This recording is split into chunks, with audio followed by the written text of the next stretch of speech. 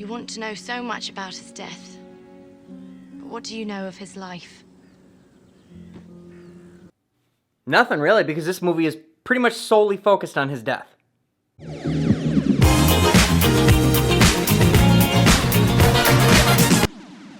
Warning, spoilers ahead. Credits. This is my dog. His name is Spoiled Little Bitch. Just kidding. It's Buddy. Loving Vincent is a 2017 animated crime drama. Yep, an animated crime drama. It's interesting. It's written by Dorota Cabela, Hugh Welchman, and Jacek Donnell, the first two of which share directing credits. Meanwhile, Douglas Booth stars as our lead character and detective. Quick synopsis. At the request of his postman father, rowdy and aggressive Armand Roland reluctantly agrees to deliver the final letter of a man whose art is quickly becoming legendary, and whose death is a mystery that Roland must solve. In-depth synopsis. The movie opens with Joseph Roland, a postman who famously sat for portraits done by the father of modern art, Vincent van Gogh. But this story takes place 1 year after the death of Vincent van Gogh, who was not yet declared the father of modern art. Instead, he was a madman who failed as an artist and shot himself. Joseph Roland has come into possession of Vincent's final letter, which is still yet to be delivered to his beloved brother, Theo. Roland asks his son, Armand, to hand-deliver the letter to Theo. But when Armand arrives, he finds that Theo died of syphilis only 6 months after Vincent died. Pere Tengai suggests that Armand travel to Auvers, where Vincent died. There, he can meet with Dr. Gachet, who was close with Vincent at the time of his death and may know where to find Theo's widow. But when he arrives in Auvers, he finds more than Dr. Gachet. He finds a town that has conflicting stories and rumors of Vincent's death. Soon, Armand becomes obsessed by the theory that Vincent did not kill himself, but was murdered. Initial thoughts and backstory. So, when the trailer first came out for this movie, it went viral, because this was the first fully oil-painted movie. Meaning, the 125 artists who worked on the movie hand-painted every single one of the movie's 65,000 frames. That's 65,000 frames. This was and still is a massive artistic achievement. I did something weird there. But when I first saw the trailer, I was immediately struck by the fact that it appeared to be a movie about Vincent van Gogh without Vincent van Gogh as the main character, which I thought may not work. It didn't. Since seeing that trailer, I've watched At Eternity's Gate, which first introduced me to the theory that Vincent van Gogh did not kill himself, but was murdered. All of this stems from the book, Van Gogh, The Life, by Stephen Nafee and Gregory White Smith. The book is considered the definitive biography on Vincent van Gogh. The research done by this book concluded that there was a lot of bullshit, bad detective work, and romanticization around the death of Van Gogh. In the end, they conclude that Van Gogh likely did not kill himself, but more likely was shot either by accident or on purpose. Specifically, he was shot by a 16-year-old boy named Rene Secretan. Rene liked to dress and act like his Wild West hero, Wild Bill Cody. He bought a costume and an old small caliber pistol that often misfired. When Rene was finally interviewed at age 82, he admitted that he tormented and bullied Van Gogh, which is a fact that everybody already knew. But he also stated that it was his gun that Van Gogh shot himself with. The book concludes that the evidence points to Secretan shooting Van Gogh, most likely by accident, and that Vincent's famous deathbed remark, "Do not accuse anyone. It is I who wanted to kill myself," was Vincent embracing death and feeling that the boys had done him a favor by taking him away from his misery. As expected, the art community took serious issue with this book, mainly because his suicide added to the tragedy and allure of his story as the tortured artist.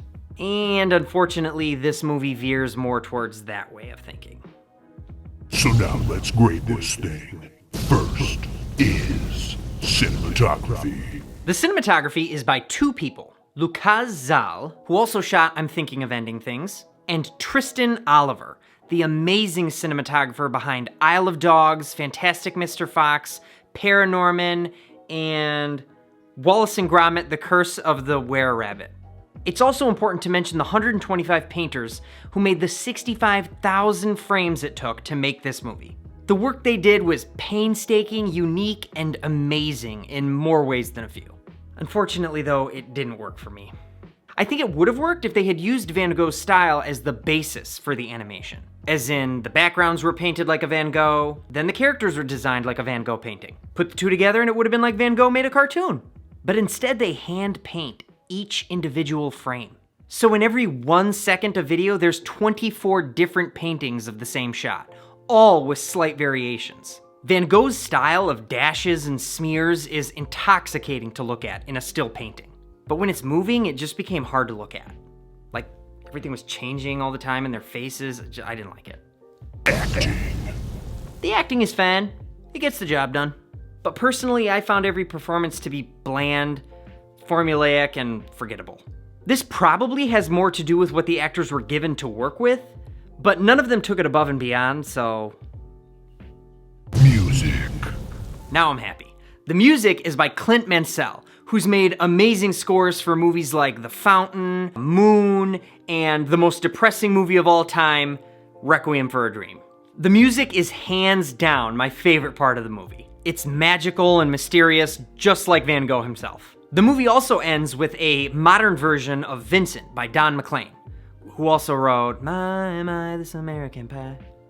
This time titled Starry, Starry Night and performed by Liana LaHavis, who was the person who sang on Prince's final album. Fun fact, the original song written and performed by Don McLean was Tupac Shakur's favorite song. I think that's a fun little useless fact. I also like LaHavis's version better than the original. It's both haunting and loving at the same time. I'd really like to play the song so I could show you how beautiful it is and how beautiful her version is, but I'm not sure that falls under fair use copyright laws. Instead, I'm just gonna read you the lyrics like a poem so that you can see, even without beautiful music and her beautiful voice, how good just the words are. Starry, starry night, paint your palette blue and gray. Look out on a summer's day with eyes that know the darkness in my soul. Shadows on the hills, sketch the trees and the daffodils. Catch the breeze and the winter chills in colors on the snowy linen land. Now I understand what you tried to say to me, how you suffered for your sanity, how you tried to set them free. They would not listen, they did not know how. Perhaps they'll listen now. Starry, starry night, flaming flowers that brightly blaze, swirling clouds and violet haze, reflect in Vincent's eyes of china blue. Colors changing hue, morning fields of amber grain, weathered faces lined in pain, are soothed beneath the artist's loving hand. Now I understand what you tried to say to me, how you suffered for your sanity, how you tried to set them free. They would not listen, they did not know how. Perhaps they'll listen now. For they could not love you, but still your love was true. And when no hope was left in sight, on that starry, starry night, you took your life as lovers often do. But I could have told you, Vincent, this world was never meant for one as beautiful as you. Starry, starry night, portraits hung in empty halls, frameless heads on nameless walls, with eyes that watch the world and can't forget. Like the strangers that you've met, the ragged men in ragged clothes, the silver thorn of a bloody rose, like crushed and broken on the virgin snow.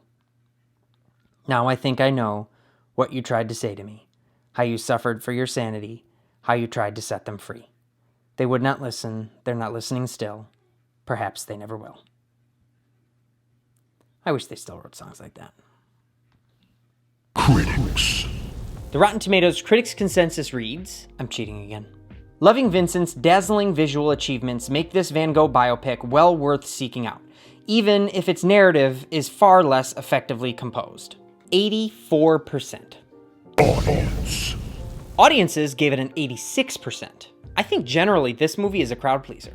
First of all, they turn the story into a plot-driven murder mystery. Almost everyone is intrigued by murder mysteries. Our main character is a classic hardened detective type. He's brooding, he drinks too much, and he doesn't back down from altercations of any kind. And the murder victim is one of the most intriguing figures that ever lived.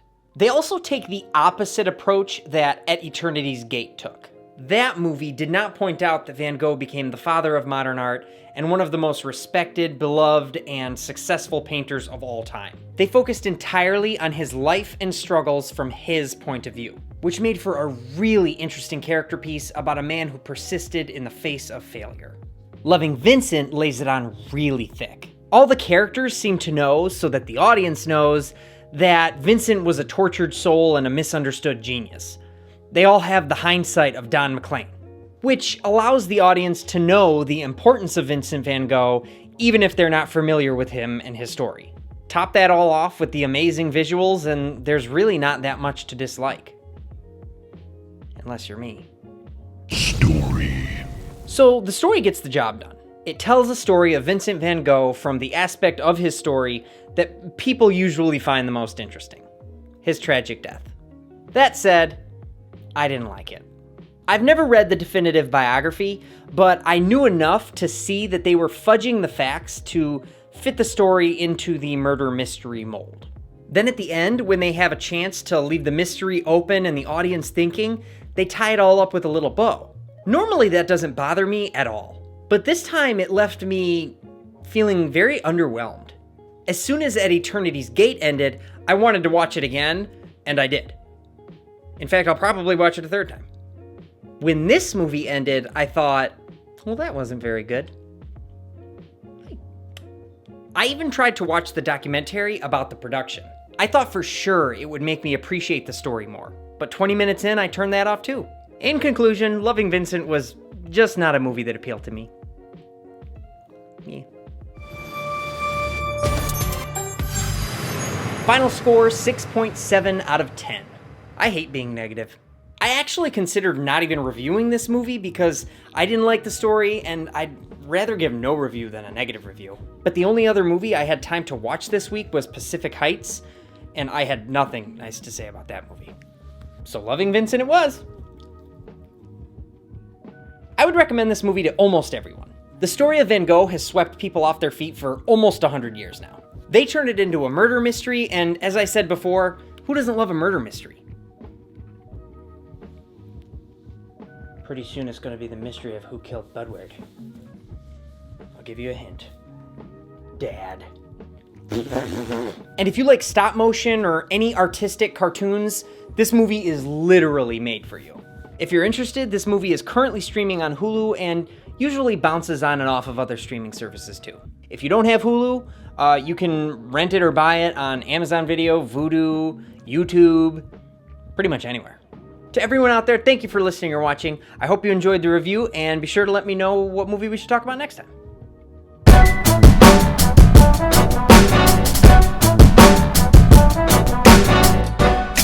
Tell them why you needed another bath.